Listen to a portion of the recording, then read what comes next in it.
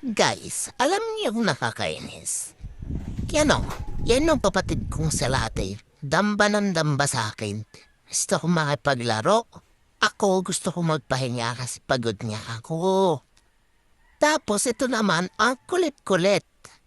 Ang kulit-kulit niya. So nagpapasensya na lang ako. Kasi nga, ako yung mas matanda. Pumunta ako sa sofa para hindi na ako guluhin. Pero ito siya, kagat pa rin siya ng kagat. Pag ako napikon, kakagatin ko na din siya. Tingin nyo guys, matutuwa kaya yung parents ko. Ayan o, kinagat na yung kamay ko. O sige, magkagat tayo. Sige, sampalin kita. Sige yan, kagat pa. Kagat, aray. Kinagat niya nga ako, aray. Ayoko na, tumigil na. Tigil ka na. Kagat, ayan. Ang kulit niya, no? Para sa isip bata. Gusto ko na nga magpahinga kasi nga kailangan ko matulog para lumaki ako. Yan.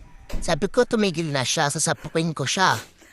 Tapos, tumigil siya kasi lumabas si Daddy, pinagalitan kami. So yun nakatingin ako kay Daddy. Sabi ko wala akong alam kasi gusto ko matulog. Ayaw na maniwala sa akin. Si Latte, sip-sip, ayan, pumunta sa Daddy ko. Nagsumbong. Pumunta din sa mami ko, nagsumbong din. So sinisisi nila ako. Pero since Daddy's boy ako, pinata ko ni Daddy at naniwala siya sa akin. O di ba, ha?